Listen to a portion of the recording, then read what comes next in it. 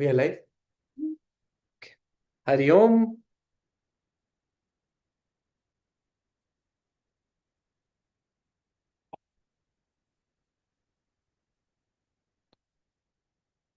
Yes, I hope everyone's doing okay. And before starting the session, like always, we'll chant the mantra. So everyone just make yourself comfortable. Get your head, neck, spine on a straight line, tongue lying on the lower palate. Consciously close your eyes. Adopt the Namaskar Mudra. We will chant the Purnamada mantra together. If you know the mantra, chant with me. If you don't know the mantra, just listen. Everyone inhale. ॐ पूर्णमदः पूर्णमिदं पूर्णात् पूर्णमुदच्यते पूर्णस्य पूर्णमादाय पूर्णमेवावशिष्यते ॐ शान्ति शान्ति शान्तिः हरि ओम तत्सत bow your head down. Consciously inhale. While exhaling, rise up, rub your palms nicely and place it over your eyes. Happy International Yoga Day to everyone. Of course, if you have any questions, you can drop it on the chat box.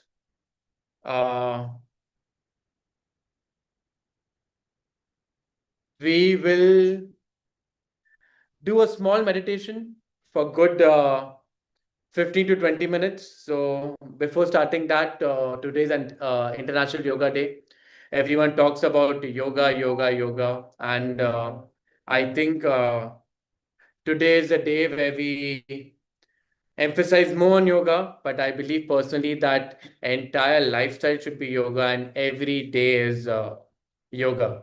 When we use the term yoga, according to Bhagavad Gita, it is the union of the Jivatma with the Paramatma.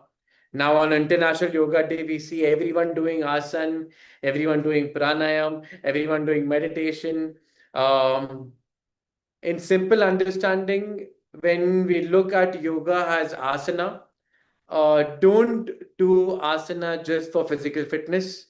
When we practice, we have a very simple bhav that if I'm doing forward bends, I'm working on my ego with that bhav. If we are doing back bends, I'm working in such a way that whenever in any situation, I don't fall. I always rise up and walk in life. If, for example, you're doing Hanuman Asana, you be aware. It's not about how flexible we are or how stretchy we are to show the world. It is about while taking the Hanuman Asana, we become like Hanuman, remembering the four goals of life, that is dharma, arth, kam, and moksha. So every asana is done with that bhav. Every asana is done with that awareness. Also, when I believe when you talk about yoga, it is not just meditation also, because people think yoga means meditation. No. When we use the word yoga, it clearly means it is an entire journey of life where we get the teachings of the rishis practically in a day-to-day life, when we follow the yamas and niyamas together, when we follow swadhyaya together, when we also understand the crux of human birth, that is what consciousness is. So when we talk about yoga in general, don't emphasize only on today, but make it a part of life where you are living it, embracing it, and you're evolving on the path. Uh, of course, at the end of the session, after the meditation, I'll be taking few questions. So if you have any questions, keep on typing. Sorry, I'm looking in the side because there's another screen here where I can see your questions. So we'll do a basic meditation where you have to sit cross-legged. If you can't sit cross-legged, it is okay. Just see to that your spine is straight. We adopt the Gyan Mudra like this. There are two steps of this meditation, which everyone and anyone can do.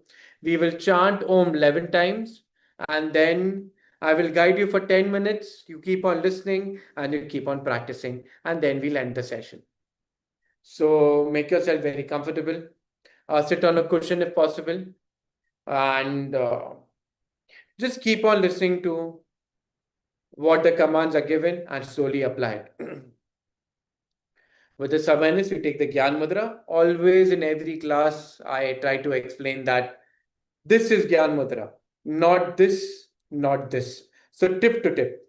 So the palms are facing the ceiling.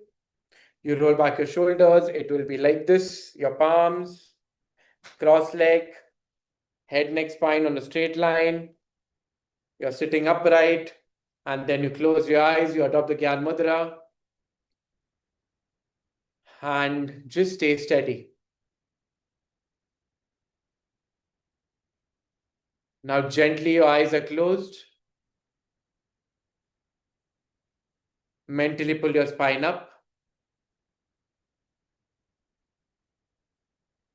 With that awareness, we'll chant Om 11 times together. Everyone inhale. Om.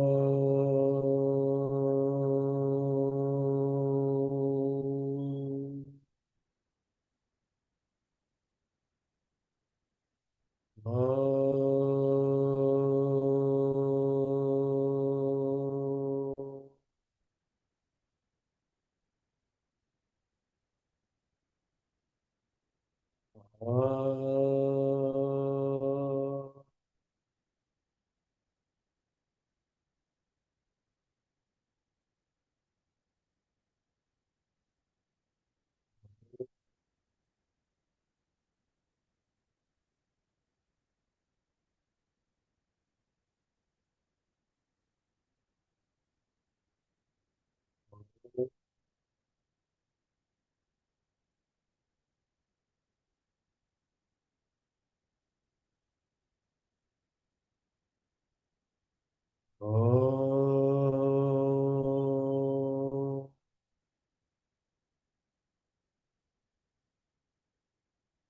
Om.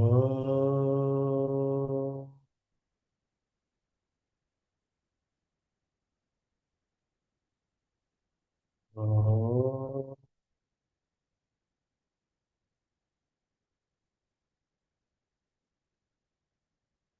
Om.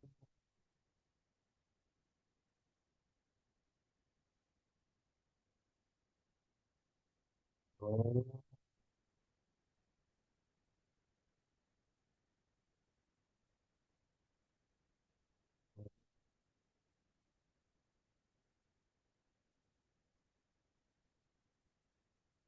Om.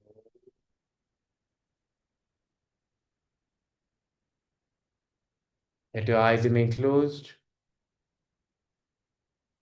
and feel the vibrations of Om within.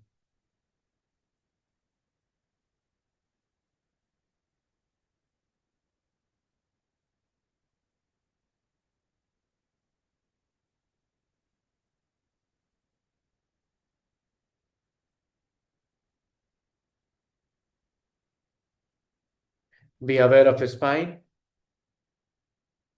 Your shoulders are relaxed. Your tongue is lying on the lower palate.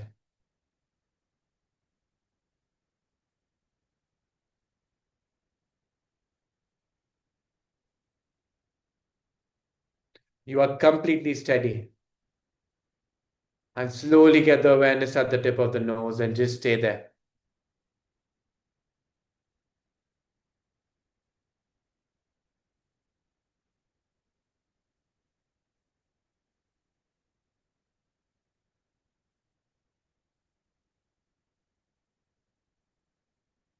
Let the body be, and let the body breathe on its own. Just consciously inhale and consciously exhale.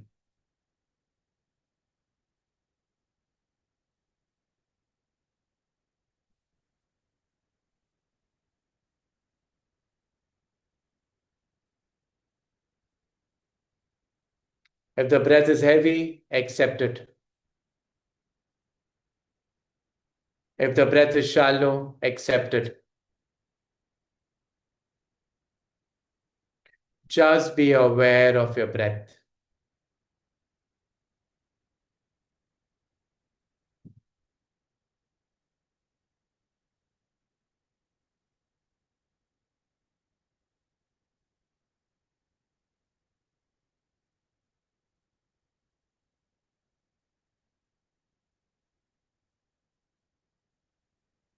With that awareness, slowly get the awareness towards your thoughts. Now the physical body is completely steady. The breath is going on its own. Just be aware of your thoughts.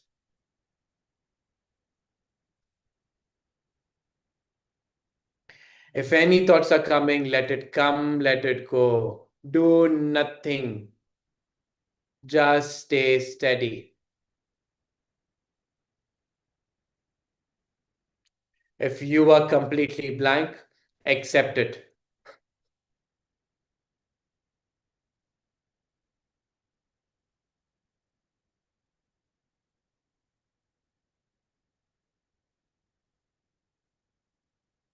If there are multiple thoughts, let it come, let it go. Just stay steady.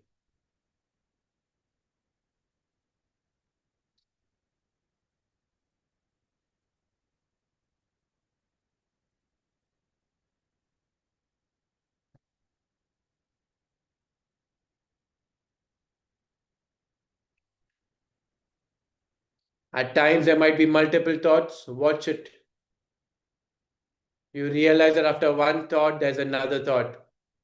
Again, watch another thought. Do nothing. All these thoughts will keep on passing.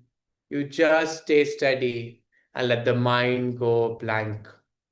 Again, get back to the awareness of just watching your thoughts and being steady. Be still wherever you are. Be steady wherever you are. And for the next 5 minutes, just be. Do nothing.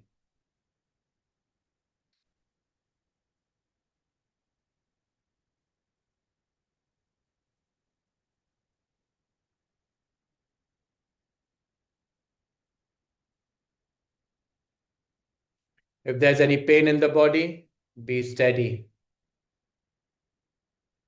If there are multiple thoughts, be steady.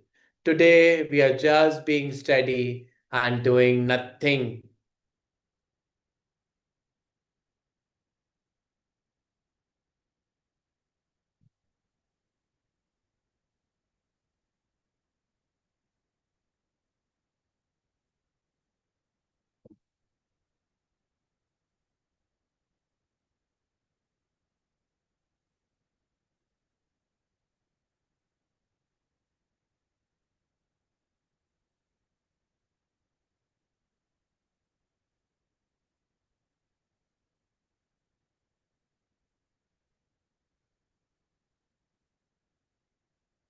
There are no external thoughts, there are no internal thoughts.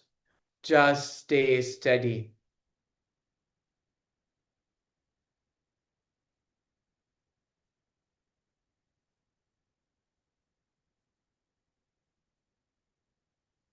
Your eyes are closed, you are aware of your spine, you have taken the Gyan Mudra. All you have to do is stay steady and do nothing.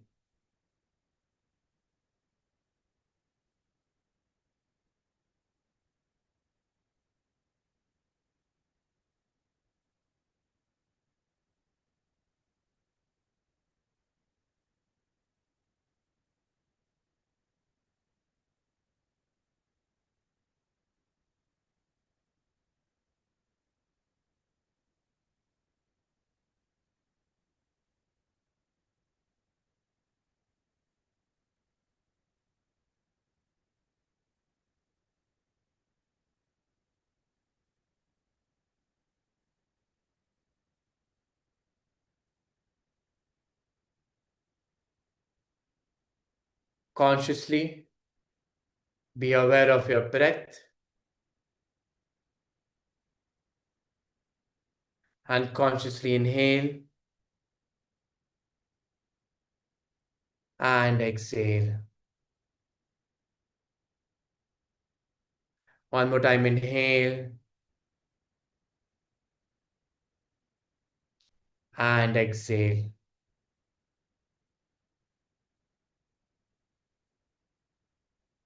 Let your eyes remain closed.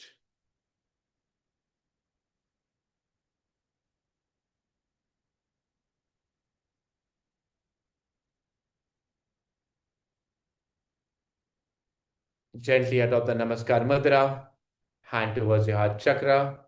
We chant one Om and three Shantis together. Inhale. Om. Shanti, Shanti, Shanti. Hari Om. Tat Sat. Bow your head down. Consciously inhale. While exhaling, rise up, rub your palms nicely, and place it over your eyes. Take your own time. Release your hands and open your eyes.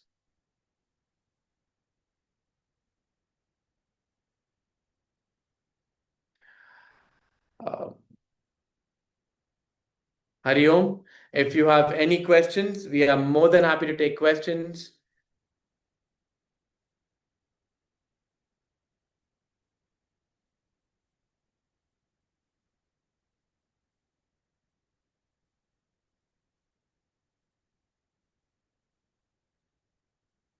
We have one questions associated to Siddhis are associated with Hatha Yoga and also with Patanjali Yoga. To be honest, when you start practicing Hatha Yoga, Hatha Yoga has four limbs, that is asana, pranayam, mudra, and then comes samadhi. In higher stages of Hatha Yoga, yes, you experience different siddhis. In Maharishi, when we talk about Maharishi Patanjali, in chapter number 3, that is Vibhuti Path, he has spoken about multiple siddhis, but siddhis are not the end goal of your sadhana. In fact, every sadhak at one point of time experiences siddhis. We have to go beyond the siddhis, and that is the goal of yoga. Any other questions? Many gurus say that Pranavam should be not be chanted in gatherings or public meetings and can be done to Guru Purnima. Is it okay to chant? Uh, there are different sampradayas saying different things, but you do what is right for you and you follow what sampradaya you are following. If in your sampradaya it is said that you should not do it, then please follow that. How should we do meditation as for a beginner?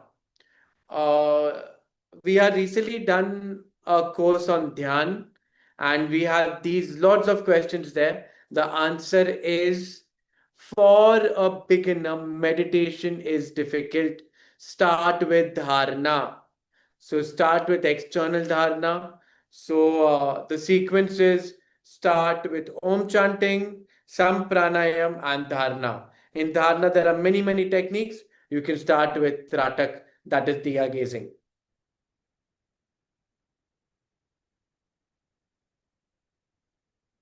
Any other questions? Why do I face same situation again and again? You are facing same situations again and again because there might be multiple reasons, but what is coming to me at the moment is if you look from a very spiritual point of view, you're not learning the lessons that you have to learn and move ahead. Secondly, you're facing the situations because there's a lot of expectations or something that you're expecting from others.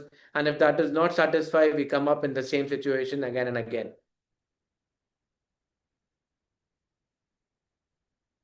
Can we chant Om Namah Shivaya because my heart is all? See, depends on your sampradaya, depends upon what the mantra has given. Generally, people chant Namah Shivaya. Again, even in that, the different sampradaya chanting differently. How can I learn about Patanjali Yoga Sutra? Uh, There are different books of Patanjali Yoga Sutra. I would recommend that get multiple books where there are bhashya written. Sit, open, pick up one sutra, read the bhashyas and take to an understanding. That is how we read scriptures. It is not just by going to YouTube or or if you have someone who is a guru who has learned, then you can ask for sure. But I would believe we want to start, then before learning Patanjali, it is important to understand Sankhya. So read the Sankhya Karika and then get into Patanjali. Things will become easier. Because in Patanjali, when Maharishi Patanjali says, Yogas Chitta, the first is Atha Yoga Nushasanam.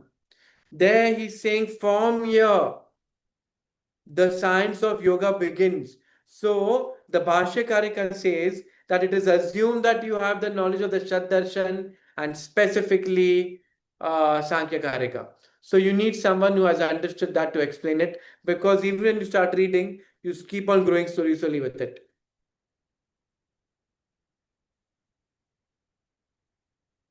Is it necessary to find a guru to start sadhana? Is it necessary to find a guru to start sadhana? My dear, you start your sadhana. The guru will come when the time is right. Hold on to your ishta, because your ishta is your guru. How to connect with you personally? We have a WhatsApp number on Instagram. Drop a message there. We will get back to you. Request to take a session entirely on pranayam and meditation. To be honest, we want to start YouTube live sessions where we start doing these things. This is just an attempt on Yoga Day to see how it works out. We will.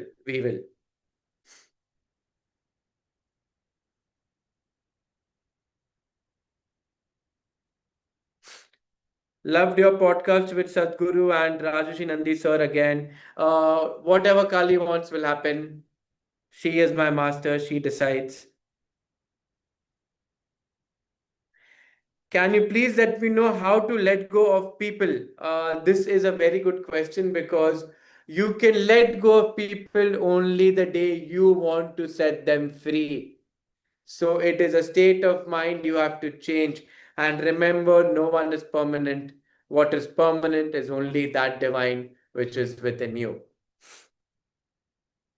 Sorry, I'm looking down because the screen is down. Is Bhagavad Gita with commentaries of Shankaracharya the best book to start with Vedanta? Also have a question.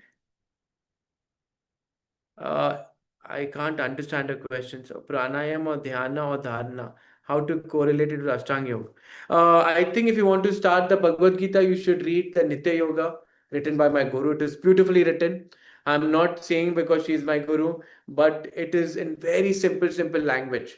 And if you want to read Bhagavad Gita, before reading Bhagavad Gita, you should know how Bhagavad Gita starts. So I always recommend know the Mahabharata also, and how Krishna Bhagwan tried stopping this war for the end time, and this concluded. With that knowledge, we start, so you'll have more clarification of why and what is the root cause. About pranayam or the eight limbs, you're asking the Ashtang Yoga mentioned by Maharishi Patanjali. I'm not understanding your question, but I'll answer it.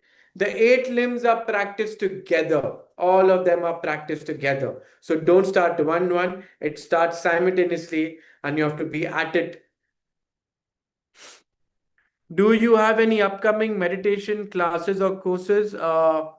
We are coming up with Sadhaka. It's an offline program which starts on 8th, 9th, 10th, and 11th of next month, that is July.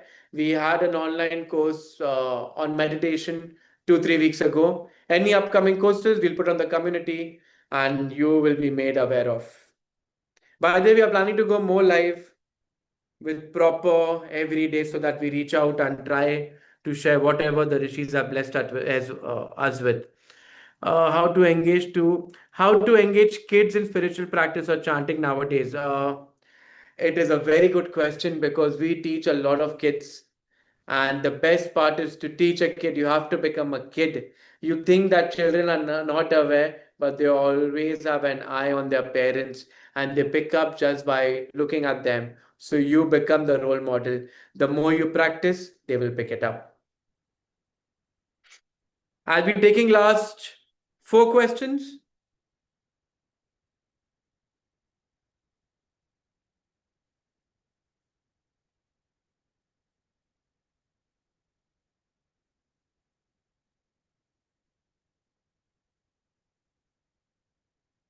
Okay, there are many questions. I'm just reading through it.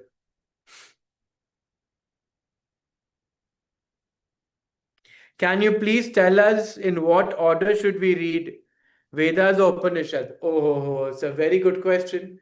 When you start reading, if you want to read it traditionally and authentically, then we start Ved. After the four Ved, you move on and Upanishad comes. But in my understanding, if you're reading it, you please start with the Bhagavad Gita. It is a combination of Ved, Karma Yoga, Bhakti, and everything. It is a holistic approach which will help you a lot. Reading Ved is not easy. It will confuse you more for a beginner.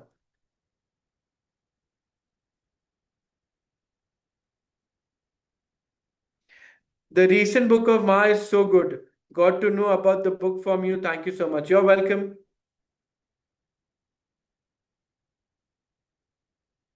How to overcome from bad karma? Don't make karma good and bad. And if you're talking about bad karma, to overcome is be clean, don't judge others, have the act of love and compassion. And if anyone is doing something wrong to you, offer it to your deity, don't judge anyone. You be dharmic. You walk on the path, you follow the Ashtanga Yoga. Automatically, when you change everything, that good karma will nullify things. Taking the last question.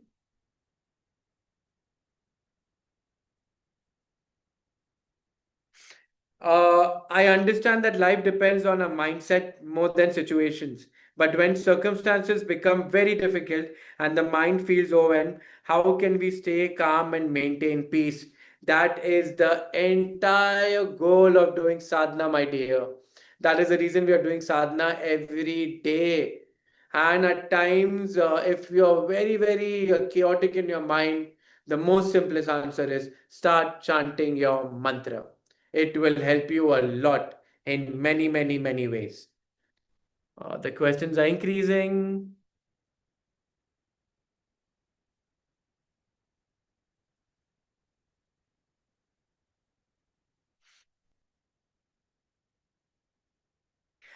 Can I only practice Vedanta as main part so I can skip the other practice, japa, asana, and etc.? Uh, Aditya, when you start reading Vedanta, you will realize that the more in detail you go, you will realize that practices are required because Vedanta is such a topic. It is very detailed, and you have to live in this world. That is why I'm telling you, come back to Bhagavad Gita because the first three chapters of Bhagavad Gita are Vedanta. With that knowledge of Vedanta, Bhagwan is telling us, do Karma Yoga because you are placed in this Karma Bhumi. And with that understanding of Vedanta and Karma, we come into Bhakti. And you can't say that I'm only a Vedanti. It is all interconnected. Remember that. Uh, just don't trying my best not to disappoint anyone, trying to take questions. Which book should we read for spiritual evolution and knowledge? As I mentioned multiple times, start with the Bhagavad Gita, start with reading um, some basic books on Tattva Bodh. If you're into Vedanta, read the Patanjali Yoga Sutra. Start with these books, it will help you a lot. Read the Hatha Yoga Pradipika, start some practical practices also. So with this, we end our live. It is International Yoga Day, and it is an attempt that we become regular with these online sessions where we try to answer and become more systematic. And the announcement is that we are going to get more live, we are going to connect more, we are going to share practices more. So we'll start sharing. We are planning to share certain time so that we all can come together, do some question answers, practice some sadhana, and walk on the path together. With this, we'll end our session. Thank you for joining. Adopt the Namaskar Mudra, and we'll chant the Purnamada mantra together. Om Purnamada Purnamidam Purnat Purnamudachyate Purnasya Purnamadhaya Purnameva Vashishyate. Om Shanti Shanti Shanti. Hari Om. Tat Sat. Bow your head down. Consciously inhale. While exhaling, rise up. Rub your palms nicely and place it over your eyes. May we all walk on the path. May we all evolve.